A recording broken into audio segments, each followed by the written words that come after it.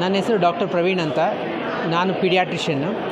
ಇಲ್ಲಿ ಇವತ್ತು ತಾಯಿ ಹಾಲು ಅದರ ಇಂಪಾರ್ಟೆನ್ಸ್ ಏನು, ಅದು ಹೇಗೆ ನಮಗೆ ಸ್ಟಾರ್ಟಿಂಗಿಂದ ಇಂಪಾರ್ಟೆಂಟ್ ಆಗುತ್ತೆ ಎಲ್ಲ ಮಕ್ಕಳಿಗೆ ಅಂತ ಅನ್ನೋದು, ಅದರ ಬಗ್ಗೆ ತುಂಬಾ ರಾಂಗ್ ಪರ್ಸೆಪ್ಷನ್ಸ್ ಎಲ್ಲ ಇದೆ ತಂದೆ ತಾಯಲ್ಲಿ. ಅದು ಕ್ಲಿಯರ್ ಮಾಡಬೇಕು ಅಂತ ಹೇಳಿಬಿಟ್ಟು ಇದು ಅವೇರ್ನೆಸ್ ವೀಕ್. ಇದು ಪ್ರಪಂಚದ ಎಲ್ಲ ಕಡೆಯೂ ಮಾಡ್ತೀವಿ. ಇಲ್ಲಿ ಈ ವಾರ ಫಸ್ಟ್ ಡೇಟಿಂದ 7th ತನಕ ನಾವು ಈ ಅವೇರ್ನೆಸ್ ಮಾಡ್ತಾಯಿದ್ವಿ. ತಾಯಿ ಹಾಲು ಅನ್ನೋದು ಅದರಲ್ಲಿ ಎಲ್ಲ ಪೋಷಕಾಂಶ ಇದೆ. ಅದು ಒಂದೇ ಈ ಪದಾರ್ಥ ಈ ಪ್ರಪಂಚದಲ್ಲಿ ಮ್ಯಾನುಫ್ಯಾಕ್ಚರ್ ಮಾಡೋಕ್ಕೂ ಆಗೋಲ್ಲ, ನೀವು ಆರ್ಡರ್ ಮಾಡೋಕ್ಕೂ ಆಗೋಲ್ಲ. ನ್ಯಾಚುರಲ್ ಆಗಿ ಅದು ಅವೈಲಬಿಲಿಟಿ ಇದೆ. ಆದರೆ ತುಂಬ ಕಡೆ ನಮ್ಮ ಕರ್ನಾಟಕದಲ್ಲಿನೂ ಫಸ್ಟ್ ಡೇ ಸೆಕೆಂಡ್ ಡೇ ಹಾಲನ್ನು ಮಕ್ಕಳಿಗೆ ಕೊಡೋಲ್ಲ. ಅದು ತುಂಬ ಇಂಪಾರ್ಟೆಂಟು. ಅದನ್ನು ಕೊಲೆಸ್ಟ್ರಮ್ ಅಂತ ಹೇಳ್ತೀವಿ. ಅದು ಮಿಸ್ ಮಾಡಬೇಡಿ. ನಿಮ್ಗೆ ಏನನ್ನ ಸಂಶಯ ಇದ್ದು ಮಾತಾಡಬೇಕಂದ್ರೆ ಪೀಡಿಯಾಟ್ರಿಷನ್ ಜೊತೆ ಮಾತಾಡಿ. ಯಾವಾಗಲೂ ತಾಯಿ ಹಾಲು ಬಿಟ್ಟು ಬೇರೆ ಯಾವುದೂ ಬೇಕಾಗಲ್ಲ ಮಕ್ಕಳಿಗೆ. ಅದು ಇನ್ನು ಬಿಸಿ ಜಾಸ್ತಿ ಆದ್ರೂ, ಅಂದರೆ ನಮ್ಮ ಸಮ್ಮರ್ ಟೈಮಲ್ಲಿ ತುಂಬಾ ಡಿಹೈಡ್ರೇಷನ್ ಬರೋ ಚಾನ್ಸಸ್ ಇರುತ್ತೆ. ಆ ಸಮಯದಲ್ಲಿ ನೀವು ಪುನಃ ಹಾಲು ಕುಡಿಸ್ಬೋದು. ಯಾವುದೇ ಕಾಂಟ್ರಾಇಂಡಿಕೇಷನ್ ಅನ್ನೋದೇ ಇಲ್ಲ ಎದೆ ಹಾಲಿಗೆ. ಅದಕ್ಕೆ ತಾಯಿ ಒಬ್ಬರೇ ಅಲ್ಲ, ಫ್ಯಾಮ್ಲಿನೂ ಸಪೋರ್ಟ್ ಮಾಡಬೇಕಾಗತ್ತೆ. ಹಸ್ಬೆಂಡ್ ಇರ್ಬೋದು, ಅತ್ತೆ ಇರ್ಬೋದು, ಇಲ್ಲಾಂದರೆ ತಾಯಿ ಅವ್ರ ತಾಯಿ ಇರ್ಬೋದು. ಎಲ್ಲ ಫ್ಯಾಮ್ಲಿ ಕೆಲಸ ಮಾಡುವಂಥರ ಇರೋ ತಾಯಿ ಅಂದ್ರಿಗೂ ವರ್ಕಿಂಗ್ ಎನ್ವೈರ್ಮೆಂಟಲ್ಲೂ ಸಪೋರ್ಟ್ ಮಾಡಬೇಕಾಗತ್ತೆ. ಅದಕ್ಕೆ ಇದು ಸೊಸೈಟಿ ರೆಸ್ಪಾನ್ಸಿಬಿಲಿಟಿ, ಒಂದು ಫ್ಯಾಮ್ಲಿ ರೆಸ್ಪಾನ್ಸಿಬಿಲಿಟಿ ಒಂದೇ ಅಲ್ಲ. ಪ್ಲೀಸ್ ಎಲ್ಲರೂ ಎಂಕರೇಜ್ ಮಾಡಿ. ಡೌಟ್ ಅದರ ಬಗ್ಗೆ ಏನು ಇದ್ರೂ ಪೀಡಿಯಾಟ್ರಿಷನ್ನ ಮಾತಾಡಿಸಿ ಅವ್ರು ನಿಮಗೆ ಕ್ಲಾರಿಫೈ ಮಾಡ್ತಾರೆ. ಅದಕ್ಕೆ ನಾವು ಈ ಪ್ರೋಗ್ರಾಮ್ ಮಾಡ್ತಾಯಿದ್ವಿ. ಅವೇರ್ನೆಸ್, ಬ್ರೆಸ್ಟ್ ಫೀಡಿಂಗ್ ಅವೇರ್ನೆಸ್ ಅಂತ ಹೇಳ್ತೀವಿ. ಈಗ ಎದೆ ಹಾಲು ಕೊಡಿಸೋದ್ರ ಬಗ್ಗೆ ಕೆಲವು ಮೂಢನಂಬಿಕೆಗಳಿದೆ, ನಿಮ್ಗೆ ಗೊತ್ತಿರುತ್ತೆ. ಅಂತ ಹೇಳೋದು ಇದೆ, ಬೇಗ ನಿಲ್ಲಿಸ್ಬಿಡಿ ಅಂತ ಹೇಳೋದು ಇದೆ. ಹೌದು, ಆ್ಯಕ್ಚುಲಾಗಿ ಈವನ್ 2 years ತನಕನೂ ಕೊಡಿಸ್ಬೋದು. ಬಟ್ ಏನಾಗುತ್ತೆ ಅಂದರೆ ಆ ಕೆಲಸ ಮಾಡೋದು ಅದರಿಂದ ಕಷ್ಟ ಇರ್ಬೋದು, ಅಥವಾ ಮಗುವೇ ತೊಗೊಳ್ದಾಗಿರ್ಬೋದು. ಬಟ್ ಅದಕ್ಕೆ ಅಟ್ಲೀಸ್ಟ್ 1 year ತನಕ ಆದರೆ ಡೆಫಿನೆಟಾಗಿ ಎದೆ ಹಾಲು ಕುಡಿಸ್ಬೋದು. ಅದರಲ್ಲಿ ಫಸ್ಟ್ 6 ತಿಂಗಳಾದರೆ ಎದೆ ಹಾಲು ಬಿಟ್ಟು ಬೇರೆ ಏನೂ ಬೇಕಾಗಲ್ಲ. ಮೆಡಿಸಿನ್ಸ್ ಆಗಲಿ, ಬೇರೆ ಸಪ್ಲಿಮೆಂಟ್ಸ್ ಆಗಲಿ ಏನೂ ಬೇಕಾಗಲ್ಲ. ತಾಯಿ ಹಾಲು ಒಂದೇ ಸಾಕಾಗುತ್ತೆ. ಈಗ ಮಗು ಆದಮೇಲೆ ಎದೆ ಹಾಲು ತಾಯಿಗೆ ಮಗುಗೆ ಎಷ್ಟು ಬೇಕು ಅಷ್ಟು ಉತ್ಪತ್ತಿ ಆಗೇ ಆಗುತ್ತಲ್ಲ. ನೋಡಿ, ಅದೇ ನೇಚರಲ್ಲಿ ಅದು ನ್ಯಾಚುರಲಾಗಿ ಮಗುಗೆ ಎಷ್ಟು ಬೇಕೋ ಅದು ಏಜ್ ಪ್ರಕಾರ. ಅಂದರೆ ಫಸ್ಟು 2 ದಿವಸದಲ್ಲಿ ನೀರಿನ ಅಂಶ ಕಡಿಮೆ ಇರುತ್ತೆ, ಪೋಷಕಾಂಶ ಜಾಸ್ತಿ ಇರುತ್ತೆ. 3-4 ದಿವಸ ಆದಮೇಲೆ ಮಕ್ಕಳು ಎಲ್ಲರೂ ಹೇಳ್ತಾರೆ, ತುಂಬಾ ಅಳ್ತಾ ಇದೆ ಮಗು ಅಂತ. ಅಳೋದ್ರಿಂದ ತಾಯಿಗೆ ಸಿಗ್ನಲ್ಸ್ ಬರುತ್ತೆ, ಹಾಲು ಜಾಸ್ತಿ ಬೇಕು ಅಂತ. ಅದಕ್ಕೆ ಆಟೋಮೆಟಿಕಾಗಿ ಹಾಲು ಡಿಫ್ರೆಂಟಾಗಿ ಬರುತ್ತೆ. ಅಂದರೆ ನೀರಿನ ಅಂಶನೂ ಜಾಸ್ತಿ ಬರುತ್ತೆ, ಡಿಹೈಡ್ರೇಷನ್ ಚಾನ್ಸಸ್ಸು ಕಡಿಮೆ ಆಗುತ್ತೆ. ಅದು ಅಕಾರ್ಡಿಂಗ್ಲಿ ನ್ಯಾಚುರಲಾಗಿ ಚೇಂಜ್ ಆಗುತ್ತೆ. ನಾವು ಬೇರೆ ಮಾಡೋದು ಏನೂ ಇಲ್ಲ. ಇನ್ನೊಂದು ಭಯಪಡ್ತಾರೆ ಎಲ್ಲರೂ, ತಾಯಿ ಏನನ್ನ ತೊಗೊಂಡ್ರೆ ಅದು ಮಗುಗೆ ಹೋಗುತ್ತೇನೋ, ಏನು ತಿನ್ನಬೇಕು ಅಂತ. ನೋಡಿ, ಆ ಥರ ಏನೂ ಆಗಲ್ಲ. ತಾಯಿ ಏನು ತಿಂತಾರೋ ಆಟೋಮೆಟಿಕಾಗಿ ಎಲ್ಲ ಹೋಗಲ್ಲ.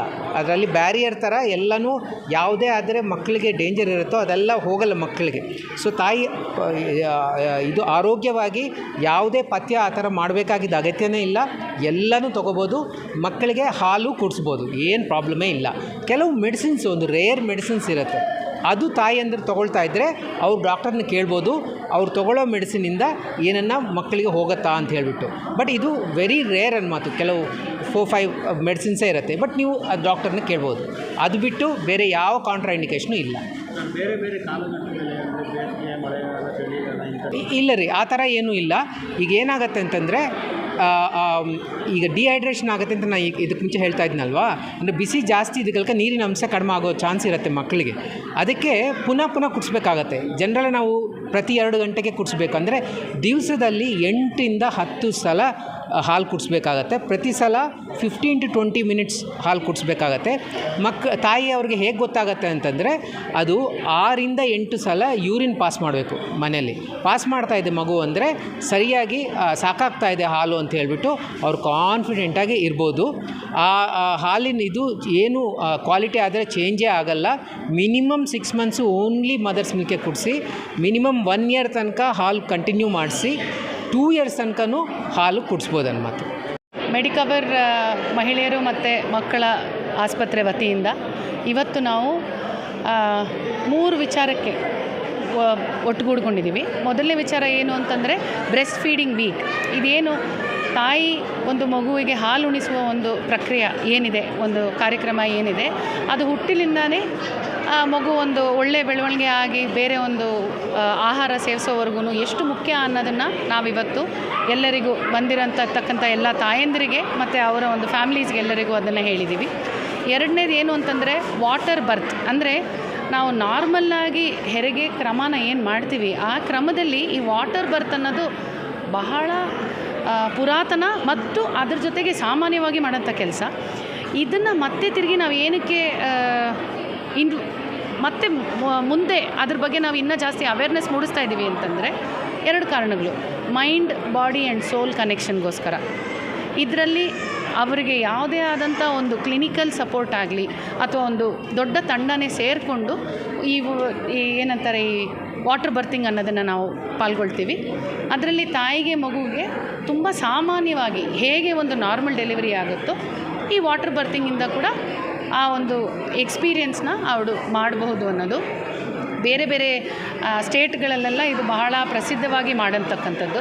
ನಮ್ಮ KR ಪುರಂ ಈ ಏರಿಯಾನಲ್ಲಿ, ಈ ಒಂದು ಈಸ್ಟ್ ಬ್ಯಾಂಗ್ಳೂರಿನಲ್ಲಿ ಮೊದಲನೇ ಬಾರಿಗೆ ನಾವಿದನ್ನು ಇಂಟ್ರೊಡ್ಯೂಸ್ ಮಾಡಿರೋದು ಮುಖ್ಯವಾಗಿ 2 ವಿಚಾರಕ್ಕೆ. ಒಂದು, ಪ್ರತಿಯೊಂದು ವ್ಯಕ್ತಿಗೂ ಈ ಥರ ಒಂದು ಫೆಸಿಲಿಟಿ ಇದೆ ಅಂತ ಗೊತ್ತಾಗಲಿ ಅಂತ ಮೆಡಿಕವರ್ ವಿಮೆನ್ ಆ್ಯಂಡ್ ಚಿಲ್ಡ್ರನ್ ಆಸ್ಪತ್ರೆಯಲ್ಲಿ. ಎರಡನೇದು, ಇದ್ರ ಬಗ್ಗೆ ಯಾವ ರೀತಿ ನಾವು mind, body and soul connect ಮಾಡ್ಕೊಳ್ತೀವಿ ಅನ್ನೋ ಸಲುವಾಗಿ ಇವತ್ತಿನ ಕಾರ್ಯಕ್ರಮ. ವಾಟರ್ ಬರ್ತಿಂಗ್ ಬಂದು ಬೇರೆ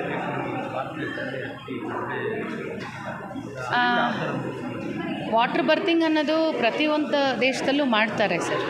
ಏನಂತಂದರೆ ಯಾವ ರೀತಿ ಕ್ಲಿನಿಕಲ್ ಟೀಮ್ ಒಟ್ಟುಗೂಡಿ ಮಾಡಬೇಕು ಅನ್ನೋದನ್ನು ನಾವು ನೋಡಿಕೊಂಡು ಟ್ರೈನ್ ಆಗಿರೋ ತಜ್ಞರು ಇರ್ತಾರ, ಅವ್ರ ಜೊತೆಗೆ ನರ್ಸಸ್ ಇರ್ತಾರ, ಡೂಲು ಸಿಸ್ಟಮ್ ಅಂತ ಒಂದು ಹೇಳ್ತೀವಿ, ಮಿಡ್ವೈಫರಿ ಅಂತ ಅದನ್ನು ಕರಿತೀವಿ. ಇವರೆಲ್ಲರೂ ಒಟ್ಟಿಗೆ ಸೇರಿ ಮಾಡ್ತಕ್ಕಂಥದ್ದನ್ನು ನಾವಿವಾಗ ಮತ್ತೆ ತಿರುಗಿ ಅಳವಡಿಸ್ಕೋತಾ ಇದ್ದೀವಿ. ಖಂಡಿತ ಬೇರೆ ದೇಶಗಳಲ್ಲಿ ಇದನ್ನು ತುಂಬ ಪ್ರಾಮುಖ್ಯತೆ ಕೊಟ್ಟು ಮಾಡಿರ್ತಾರೆ ಸರ್. ಇಲ್ಲಿ ನಾವು ಮೊದಲಾಗಿ ಟ್ರೈನ್ ಆಗಿದ್ದೀವ, ಅದಾದಮೇಲೆ ಅದನ್ನು ತಜ್ಞರು ಯೂಸ್ ಮಾಡ್ತಾ ಇದ್ದಾರೆ ಅನ್ನೋದನ್ನು ನಾವು ನೋಡಿಕೊಂಡು ಈ ಒಂದು ವಾಟರ್ ಬರ್ತಿಂಗ್ನ ಲಾಂಚ್ ಮಾಡಿದ್ದೀವಿ ಸರ್. ನಾವು ರೆಡಿ ಇದ್ದೀವಿ at any given point in time ಇದನ್ನು ಮಾಡೋದಕ್ಕೆ. ಮತ್ತು ಇದು ಬೈ ಚಾಯ್ಸ್, ಬೈ ಫೋರ್ಸ್ ಅಲ್ಲ. ಯಾರೇ ಒಬ್ಬರಾಗಲಿ ಇದು ನಾನು ಮಾಡಬೇಕು ಅಂತ ಒಂದು ಇಚ್ಛೆ ಇಟ್ಕೊಂಡು ಬಂದರು ಅಂತಂದರೆ ಅವ್ರಿಗೆ ನಾವು ಸಹಕಾರ ಕೊಟ್ಟು ಮಾಡ್ತೀವಿ.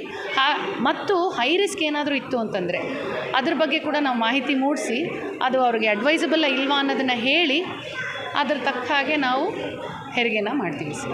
ಈಗಿನ ಜನ್ರೇಷನ್ನಲ್ಲಿ ತುಂಬ ಬೇಗ ಹೌದು, ನಾವೇನಂತ ಕರಿಬೋದು ಈ ಒಂದು ವಿಚಾರನ, ಅದಕ್ಕೋಸ್ಕರ ಅವೇರ್ನೆಸ್ ಅಂತ ನಾವು ಪದೇ ಪದೇ ಹೇಳೋದು. ಪ್ರತಿಯೊಂದು ತಾಯಿ ಮಗು ಹುಟ್ಟಿದ ಕೂಡಲೇ ಅಲ್ಲಿಂದ 6 ತಿಂಗಳವರೆಗೂ ಬರೀ ತಾಯಿ ಹಾಲು ಉಣಿಸುವುದೇ ಬಹಳ ಮುಖ್ಯ. ಅದು ಏನಕ್ಕೆ ಅಪ್ಪ ಅಂತಂದರೆ ಇವಾಗ ನಮ್ಮ ಡಾಕ್ಟರ್ಸ್ ಎಲ್ಲ ಹೇಳ್ತಾಯಿದ್ರು, ಅದೇ ವ್ಯಾಕ್ಸಿನೇಷನ್ ಥರ ಅದು ಬಹಳ ಮುಖ್ಯ ಅಂತ. ಮುಂಚೆ ಸ್ಟೋನ್ ಏಜಲ್ಲಾಗಲಿ ಅದಕ್ಕೂ ಮುಂಚೆ ಆಗಲಿ ಜನಕ್ಕೇನು ಗೊತ್ತಿತ್ತು, ಯಾವ ಥರ ವ್ಯಾಕ್ಸಿನೇಷನ್ಸ್ ಅನ್ನೆಲ್ಲ ಬಂದಿತ್ತು, ಅದು ಯಾವುದೂ ಇರಲಿಲ್ಲ. ಇದರಿಂದನೇ ಆಗ್ತಾ ಇದ್ದಿದ್ದು. ಈ ಮಾಹಿತಿ ಮತ್ತೆ ಎಲ್ಲರಿಗೂ ಮೂಡಿಸೋಣ, ಈ ಜನ್ರೇಷನ್ಗೆ ಅದ್ರ ಬಗ್ಗೆ ತಿಳಿಸ್ಕೊಡೋಣ ಅನ್ನೋದಕ್ಕೋಸ್ಕರ ಈ ಕಾರ್ಯಕ್ರಮ. ಇವತ್ತೊಂದೇ ದಿವಸ ಅಲ್ಲ, ಇವತ್ತಿಂದ ಹಿಡಿದು ಈ ತಿಂಗಳು ಪರ್ಯಂತ ಮತ್ತು 1ನೇ ತಾರೀಕಿಂದ 8ನೇ ತಾರೀಕು ತನಕ ನಾವು ಈ ಪ್ರೋಗ್ರಾಮ್ನ ಏನಕ್ಕೆ ಮಾಡ್ತಾಯಿದ್ದೀವಿ ಅಂದರೆ, ಬರೋ ಒಂದು ಪ್ರತಿಯೊಂದು ಗರ್ಭಿಣಿ ಸ್ತ್ರೀಗೆ, ಅವರ ಫ್ಯಾಮ್ಲಿಗೆ, ಗಂಡ ಹೆಂಡತಿಗೆ, ಆಗಬೇಕು ನಾನು ಪ್ರೆಗ್ನೆಂಟು ಅಂತ ಅಂದ್ಕೊಳ್ಳೋರಿಗೆ, ನಮ್ಮಲ್ಲಿರೋ ಸ್ಟಾಫ್ ಮೆಂಬರ್ಸ್ಗೆ ಪ್ರತಿಯೊಬ್ಬರಿಗೂ ಇದ್ರ ಮಾಹಿತಿ ಮೂಡಿಸಿದ್ರೆ ಒಬ್ಬರಿಂದ ಇನ್ನೊಬ್ಬರಿಗೆ ಇದು ಒಂದು ಚೈನ್ ಲಿಂಕ್ ಆಗಿ ಹೋಗುತ್ತೆ ಅನ್ನೋ ಉದ್ದೇಶಕ್ಕೋಸ್ಕರ ಈ ಕಾರ್ಯಕ್ರಮ ನಾವು ಪಾಲ್ಗೊಳ್ತಾ ಇದ್ದೀವಿ ಸರ್.